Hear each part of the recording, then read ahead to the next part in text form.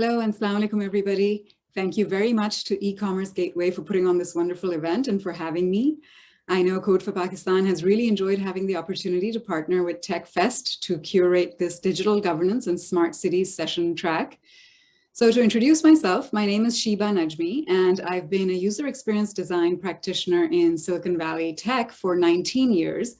And at the same time, I'm an entrepreneur in the nonprofit civic technology world as the founder of Code for Pakistan.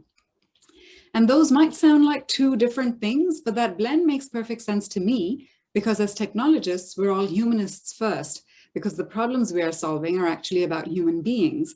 They're not about technology. I grew up in Karachi. When I was growing up, my father would send me to stand in line at the post office or to pay electricity bills because the ladies' line would be shorter than the men's line.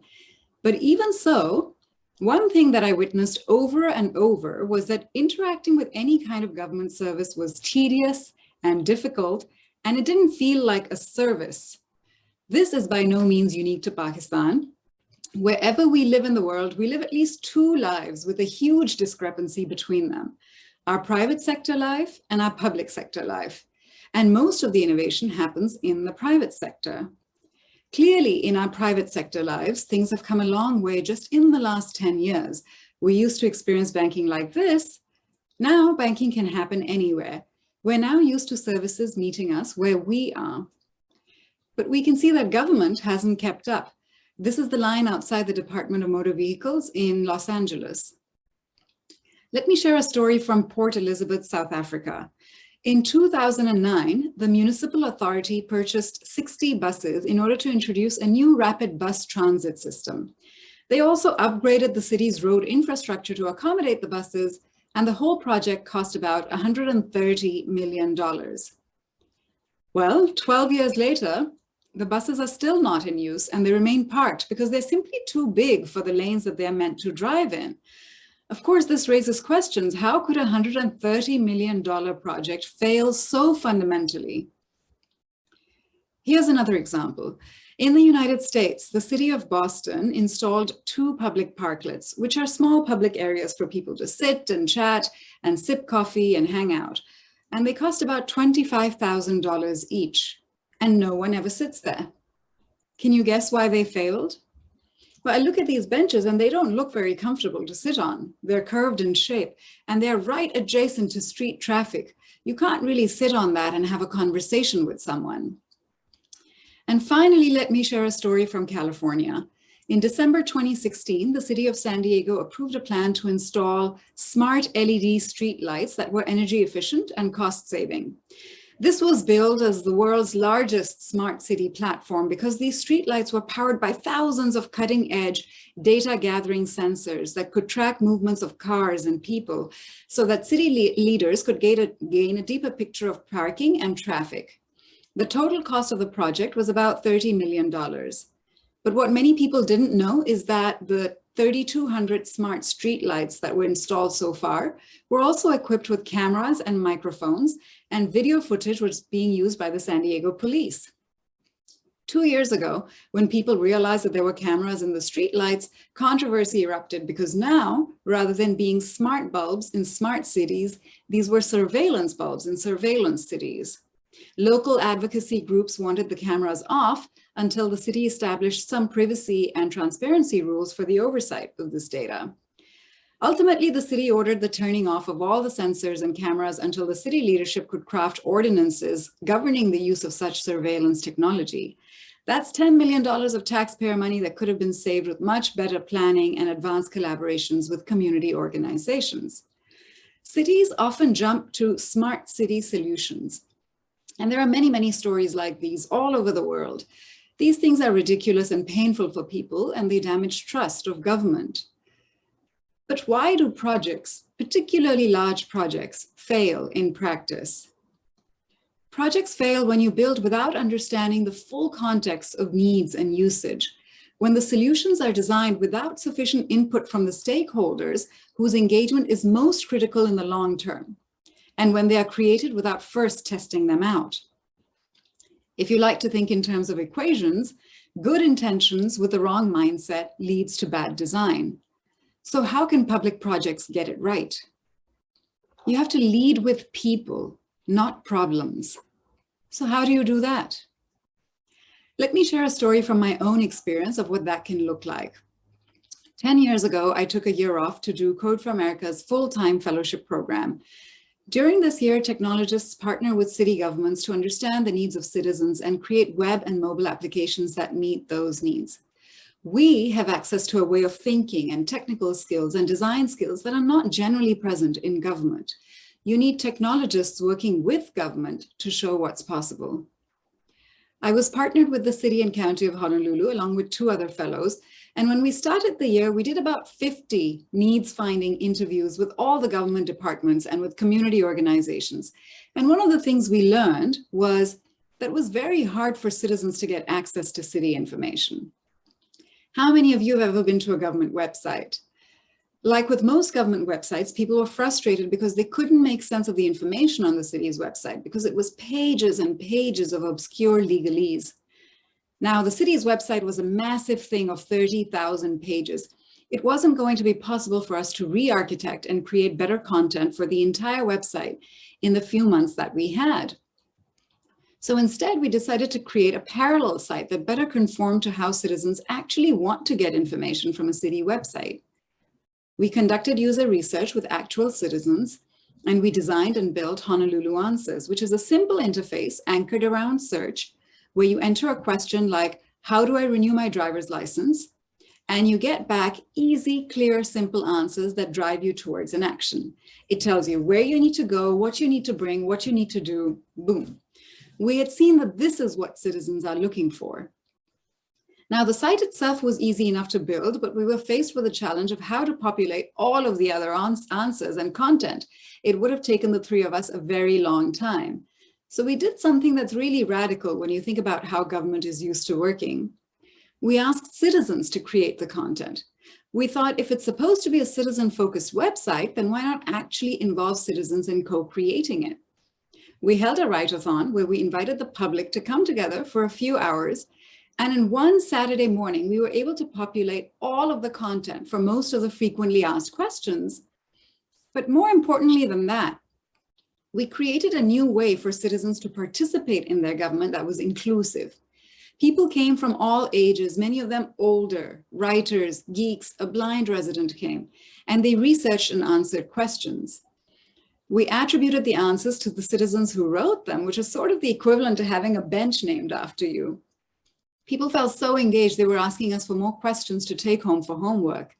It's hard to articulate the sense of empowerment and responsibility that citizens felt for their city based simply on this small act of participation. In addition to that, there were 15 city employees who came on their own time on the weekend, including the mayor, all dressed up. So not only were we seeing citizen engagement, but since the city employees had to explain things to people in plain language, from citizens' perspective, you could see their mindset shifting. We were witnessing government being more open and collaborative. Now, this was a pretty cool story in and of itself, but it got even better. On the National Day of Civic Hacking the following year, the Code for America Fellowship team in Oakland took the free open source code base of Honolulu Answers and turned it into Oakland Answers. And again held a write-a-thon where they took the most frequently asked questions and invited citizens to write the answers to them. And again, we heard about the empowerment and responsibility that people felt for their city. Compared to what you might think of when you hear the term smart cities, this is an example of people making their cities smarter instead of sensors. We use the term civic hacking, which is the act of fixing civic problems. Since it's open source, Honolulu Answers has now been redeployed in over a dozen cities around the world, along with the write-a-thon. And by piecing together these small acts of participation that we're enabling through civic hacking, we can slowly re-energize citizenship and restore trust in government in a new 21st century way. This is a story about how a user-centered design process that is participatory and community-driven can start to change the relationship between government and citizens, or more broadly, between creators and users. It's twofold. What we've seen is that in order to bridge the gap between creators and users or government and citizens, we need to focus on user needs to create solutions in a human-centered way. And we need to facilitate and co-create with community members who are often already trying to find creative ways to address their problems. In the user experience world, we call this human-centered design and community-driven design. The challenging part is usually never the technology. Today, we have the technology to do pretty much anything. Technically, we could solve climate change. But why is it so difficult to do so? It's not for technical reasons. It's because people, who are the ones that technology is serving, are complex. And cities are not carefully controlled laboratories. Cities are messy spaces that are hard to measure or manage, and they can't really be controlled. They're where we live and breathe and grow our families and drive on the roads and get into accidents and put out our garbage for collection. There are ways to improve the human experience of cities, and technology can both help and hinder that, so it has to be leveraged strategically. What do I mean by that? Well, to quote our friends at Sidewalk Labs, over the past 200 years, there have been 3 technological revolutions that have defined the modern city. First, the steam revolution gave cities rapid transportation, steamships, and large factories that transformed commerce. But it also gave cities the first industrialized slums and the worst air pollution that humankind had ever known. Second, the electricity revolution gave us lights and subways and elevators. But electricity also allowed us to block sunlight and retreat to artificial environments and pack people vertically into high-rises. Third, the automobile revolution allowed the city to expand in every direction, providing access to more jobs and travel. But it also gave us sprawl and traffic jams and pollution. And cities started to be designed for cars, not for people. Each of these revolutions has provided huge benefits, but also profound social costs. We're now at the start of a fourth. A new set of digital technologies, ubiquitous connectivity, real-time sensors, precise location services. These can collectively transform city life, but we have to be conscious of how we do it. Will these things make the city more responsive, equitable, innovative, and human? Or will they challenge civil liberties and privacy and public spaces and reduce trust? Just like we believe government can work, we believe digital technologies have the potential to solve today's urban problems in ways that cater to people's needs. That's where smart cities come in. Smart cities are a lot more than the use of sensors and data. Their smartness involves people and process. We call it civic technology. 10 years ago, I attended a talk at the Code for America Summit that left a deep impression on me. It was by Anthony Townsend, who was a director at the Institute for the Future. He showed images of holographic displays from the governments of Shanghai and Rio, a very top-down approach. This photo is from Cisco unveiling its Cisco Pavilion at the Shanghai 2010 Expo. It's this vision of a holographic display that allows city managers to move pieces around, deciding the fate of the city and of citizens on their own, kind of like the gods of ancient Greece. And it's not just Cisco, it's IBM, Accenture, General Electric, and industry thinking that they can take the same systems they develop for global corporations and port them over to government. But government doesn't work like business, and citizens are not employees or customers. So what's the problem here? The problem here is that there's no involvement of citizens in these top-down approaches. Our definition of civic technology means you include everyone in the process. You have to bring inclusive communities. You have to bring those people to the table who will be most affected by these tools. The advantage to a top-down approach, of course, is efficiency. But cities are not about efficiency.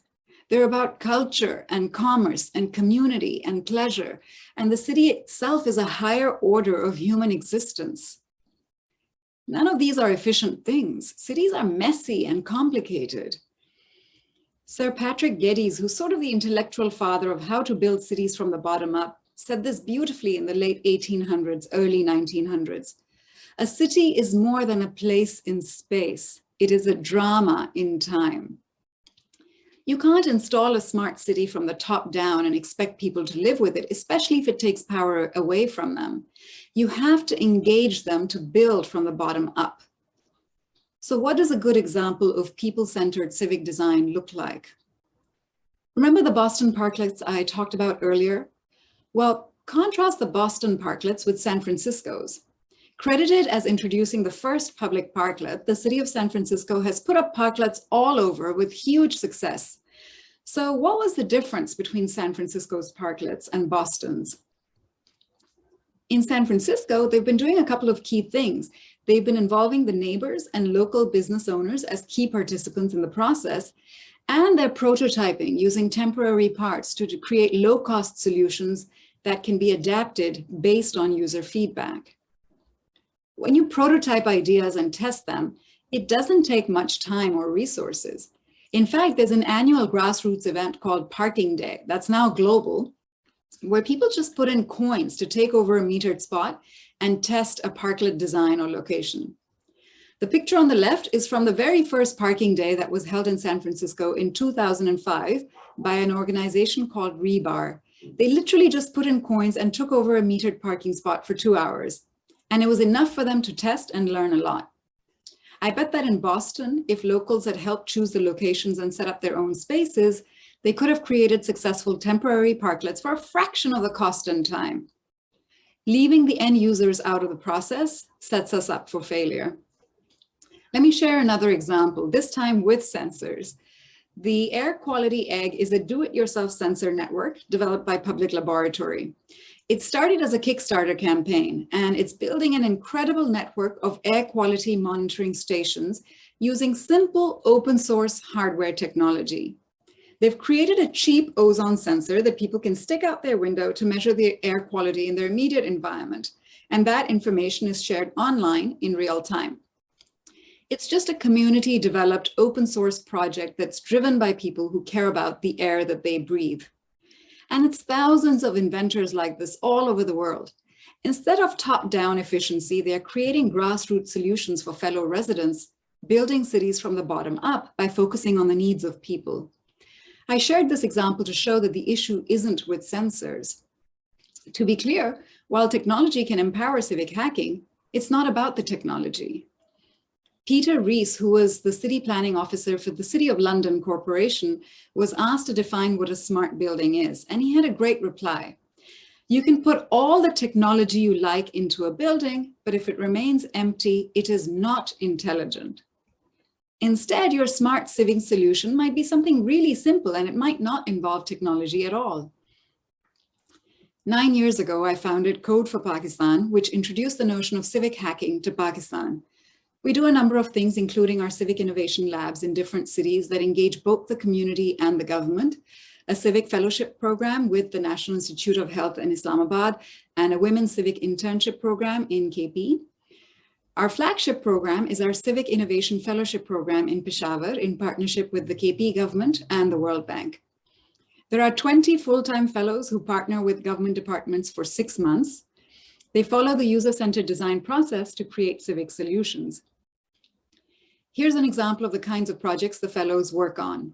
In the KP province, there are 250,000 registered vehicles being managed by only 3,000 traffic wardens. The residents of Peshawar are constantly dealing with traffic jams and violations. When our team first talked to the Khyber Pakhtunkhwa Traffic Department, the department was inundated with hundreds of daily requests to verify licenses and challans. The department was spending more time just responding to these requests than actually providing services like creating and renewing driving licenses. They were absolutely drowning.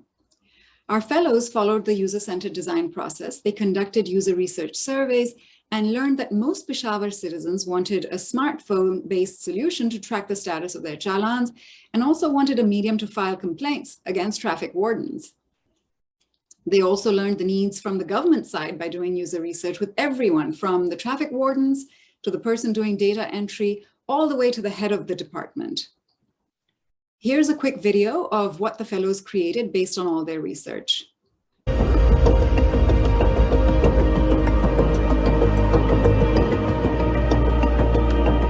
मेरे घर से पेशावर सदर तक का रास्ता 5 minute का है, जो कि अब आधे घंटे का हो गया है। इसकी वजह बड़ी ये है कि ट्रैफिक ज़्यादा हो गई है और लोग गलत जगह पे पार्किंग करते हैं, बिना लाइसेंस के ड्राइव करते हैं। अभी भी आप देख सकते हैं कि मेरे पीछे कितना रश बना हुआ है। Frequent traffic jam is one of the biggest issues faced by the resident of Khyber Pakhtunkhwa. To solve this problem, we partnered with the KP Traffic Police Department and built a mobile application solution. राब्ता app से लोगों को बहुत सहूलत मिली है। इसमें हमने licence procedure और ड्राइविंग टेस्ट का मॉड्यूल रखा हुआ है, उससे वो लर्न भी कर सकते हैं, उससे प्रैक्टिस भी कर सकते हैं। This app not only allows the public to file a complaint against the traffic violations, but also enables them to track the status of their traffic tickets and educates them about the traffic rules. Route updates भी दिए गए हैं और से आप किसी भी वक्त किसी भी रूट की स्टेटस आप देख सकते हैं कि वहाँ पे रश है, जाम है, कोई मसला तो नहीं।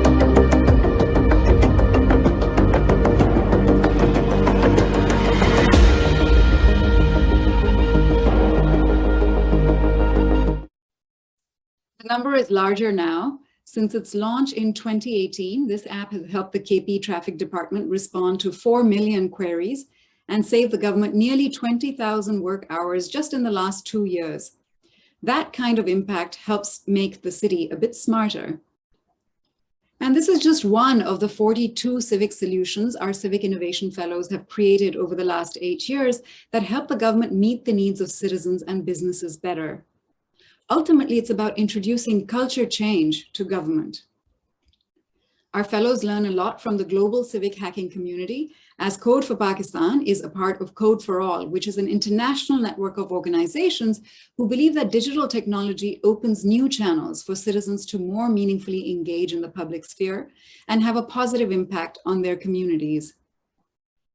So this leads me to you. How can you be more involved? I used the term civic hacking earlier, which is the act of fixing civic problems. Hacking here means jugaad, so shehri jugaad. It's the idea that if you see a problem, you work to fix it and not just complain about it. It's just as much about writing code for a civic app as it is about designing street facilities or conducting a workshop with community members to discuss how to improve a neighborhood. Here's Tamara Shopson, a Code for America fellow, painting a bike logo on these bike storage lockers in Santa Cruz because no one could tell what those things were for. That's a civic hack. So whether we're researchers, designers, writers, artists, community organizers, all of us can be civic hackers. As citizens, we are not just passive consumers. We can participate in making government work. We can do more than use our voices to complain. We can use our hands to build solutions. As Jane Jacobs, who was an urbanist and activist, once said, cities have the capability of providing something for everybody only because and only when they are created by everybody. That means all of us. As smart, engaged citizens and technologists, I hope you will use your skills for the civic good. Look at your community and imagine the possibilities. You have your own unique superpower. Use it for the greater good. So thank you all for leading with people, and thank you for listening.